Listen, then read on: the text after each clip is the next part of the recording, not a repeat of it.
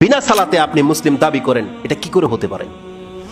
কে শিক্ষা দিয়েছে আপনাকে, বা কে আপনার মনের মধ্যে এই চিন্তা ঢুকিয়ে দিয়েছে যে আপনি নামাজ না পড়েও মুসলিম? এটা কোত্থেকে, এই ফতোয়াটা নিলেন কোত্থেকে, পেলেন কোথায়? এটা কোন হুজুর বলেছে? এটা কোন কিতাবে আছে? এটা আপনি কোরআনের কোন আয়াত পেয়ে গেছেন যার মাধ্যমে প্রমাণ হয়ে যাচ্ছে যে আমি বেনামাজি হলেও আল্লাহ আমাকে নাজাত দিয়ে দিবে? কোথায় আছে সেটা?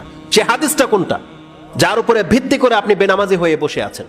কে আপনাকে উদ্ধার করবে? আপনি যদি প্রমাণ করতে পারতেন যে হ্যাঁ, সালাত অসুস্থ হলে মাফ হয়ে যায়, যুদ্ধের মাঠে মাফ হয়ে যায়, আমি বিছানায় শুয়ে আছি অপবিত্র অবস্থায় আমার সালাত মাফ হয়ে গেছে, যদি এই অবস্থাগুলোতে সালাত মাফ না হয়ে গিয়ে থাকে, রাসূলুল্লাহ বলছেন ইসলামের পিলার হচ্ছে সালাত। এখানে দেখেন হজের কথাও আসে নাই, জাকাতের কথাও আসে নাই, সিয়ামের কথা আসে নাই, একটা মাত্র গুণ রাসূলুল্লাহ প্রকাশ করেছে, সেটা হচ্ছে সালাত। সালাত হচ্ছে ইসলামের পিলার।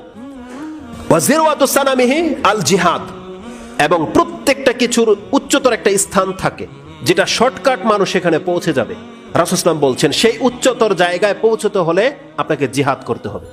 জিহাদ আপনাকে খুব দ্রুত সেই জায়গায় পৌঁছে দেবে যে জায়গায় পৌঁছতে বহু মেহনত করতে হয়। কিন্তু জিহাদ এমন একটা ইবাদত যেটা করতে পারলে আপনি খুব দ্রুত সেখানে পৌঁছে যাবেন, শর্টকাট রাস্তা। ইসলাম টিকে থাকার পরে জিহাদ হলো এমন একটা ইবাদত যেটা আপনাকে এমন মর্যাদায় নিয়ে যাবে যে কোনো ব্যক্তি দীর্ঘকাল ইবাদত করে হয়তো সেখানে পৌঁছতে পারবে না। এটা হচ্ছে সানামহু আল জিহাদ। সুউচ্চতর স্থানটা হচ্ছে জিহাদের জন্য রেখে দেওয়া হয়েছে। এই হাদিসটাকে ইমাম তিরমিজি রাহিমাহুল্লাহ তিনি তার কিতাবুল ঈমানের মধ্যে এনেছেন।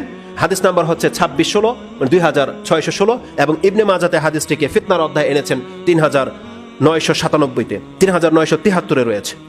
এই সালাত ইসলামের এমন একটি খুঁটি বলা হয়েছে যেই খুঁটিটা কোনো একটা অবস্থাতে মাফ হয়ে যায় না।